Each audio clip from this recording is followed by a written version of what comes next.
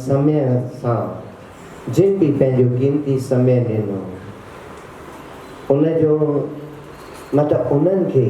उहे लिकियल लाल ताजो ई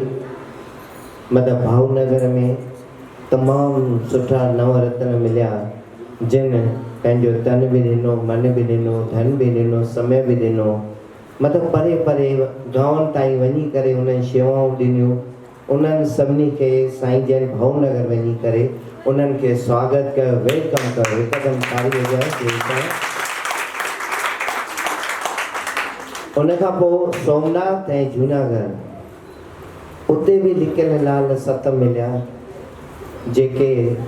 पब्लिसिटीअ खां परे मतिलबु चवंदा आहिनि उहो काल अहिड़ो काल हुयो जो माण्हू माण्हू खां परे पियो भॼे माइट माइट खां परे पियो भॼे भाउ भाउ खां परे पियो भॼे। अरे हिन घर में करूं न सरकार बि ॿाहिरां ॻाढ़ो नोटिस पई हणी वञे माण्हू लंघण ई छॾे ॾिनो अहिड़ा हाल न हुया जो चई खणी बसि कयो बसि भाई दर बंदि दरियूं बंदि जीअं न कैदीअ खे क़ैद करे छॾिबो आहे साॻे नमूने करुणा वारे वीचारे मरीज़ खे हिकिड़ो तकलीफ़ में मथां वरी घर जो क़ैद रोटी बि ईअं दर पले हल्को सो या दरीअ खां पिया ॾियनि अहिड़े टाइम ते अहिड़े वक़्त ते पंहिंजा सुख पंहिंजा चैन पंहिंजा ॿार उन्हनि सभिनी खे छॾे करे ऐं वञी करे विच में हॉस्पिटल्स में ॻोठनि में वञी करे शेवाऊं हर कंहिंजे वस जी ॻाल्हि न हुई। इहे न अहिड़ा कीमती लाल असां ॿुधोसीं प्रांतिश में ईडर में तव्हांजे हिम्मतनगर में कंहिं तन सां कंहिं शेवा कई कंहिं मन सां कई कंहिं धन सां कई कंहिं मतिलबु पैकेट ठाहे पहुचाया कंहिं खाधा पहुचाया कंहिं सीधो सामान पहुचायो कंहिं तेल जा दॿा पाउच पहुचाया कंहिं कैश बि पहुचाई त चवण जो मतिलबु त मां त ईअं सम्झंदुमि त अहिड़ा लाल ॾाढा घटि आहिनि जिन शेवाऊं कयूं काश सॼो जेको समाज आहे उहो जागृत थिए ऐं मूंखे ॾाढी ख़ुशी थी संजय मां पतो पियो त सिंधी न नॉन सिंधी बि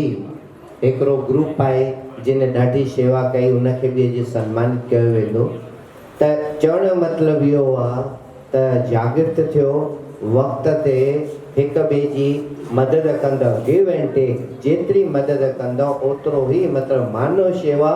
अति उत्तम शेवा मां त हॉस्पिटल्स में हलो ठीकु आहे माण्हू माण्हू में करुणा पहले पई वीचारा डॉक्टर वीचारियूं नर्सियूं पंहिंजा सुख चैन विञाए करे शेवाऊं पिया कनि उन बीमारी में अलाए डॉक्टरनि पंहिंजी जान बि ॾिनी तंहिंजी माना ॿिया डॉक्टर पोइ ते वठी आहे बिल्कुलु न अॼु बि ॾिसंदव डॉक्टर हुते जो हुते आहिनि त चवण जो मतिलबु इहो आहे मौत ईंदो आहे कहिड़े बि नमूने ईंदो आहे पोइ करुणा जो बहानो ठही आयो ईअं न आहे त करुणा आहे त माण्हू मरंदो ई ईअं न अथव जंहिंजो ताणो पाणी अंजल जॾहिं जिते जीअं जंहिंजे हथां जंहिंजे मथां ख़तमु थियणो आहे उहो ख़तमु थियणो आहे पोइ करुणा हुजे न हुजे हलंदे हलंदे टंग बीजी थी वञे हलंदे हलंदे ॿाहूं बीजी थी वञनि हलंदे हलंदे अखि बीजी थी वञनि हलंदे हलंदे दिमाग़ जी नस फाटी थी वञे सनानु कंदे कंदे जे कल्ह सुबुह जो त हुयो जे साईं सनानु कंदे कंदे दिमाग़ जी नस फाटी उते ई किरी उते ई गुज़ारे वियो। अरे रोटी खाईंदे खाईंदे हिकिड़ी गिरई अंदरि हिकिड़ी ॿाहिरि विच ते ॾंद ते अटकी पई आहे टीवी हले पई ताज़ो अहमदाबाद जो किसो टीवी हले पई हिकु गिरई अधु अंदरि अधु ॿाहिरि ऐं टीवी अखियूं खुलियूं पयूं घरवारी फुल्को पचाई अरे खाओ छो था टीवीअ में अहिड़ो छा थो ॾिसां छा था ॾिसो हथु लाइ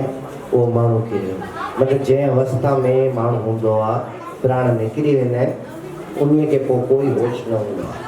त चवण जो मतिलबु इहो आहे त मानव सेवा अति उत्तम सेवा अथव जेतिरी कंदव ओतिरो वधंदव ओतिरो ई साईं जी महिर थींदव गुरूअ जी महिर थींदव हूंदो मां कुझु न कुझु कजे अहिड़ा क़ीमती लाल हिम्मतनगर जा प्रांत जा साबरकांठा मोड़ासा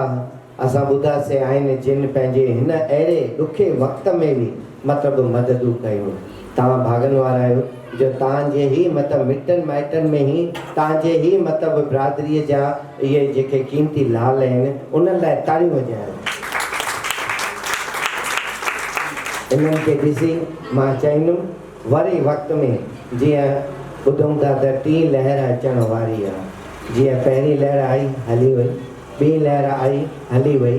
टीं लहर बि ईअं ई हली वेंदी तव्हां रुगो हिमत कयो हिमत मर्दा मर्द ख़ुदा अगर हिम्मत कंदो विल पावर जगाईंदो इम्पॉसिबल कुछ न everything possible but will power self confidence मनोबल मनो चेतना मनो जागृति मनो पर्सनालिटी पंहिंजे मन जी पर्सनालिटी खे सुजाॻ कयो जागो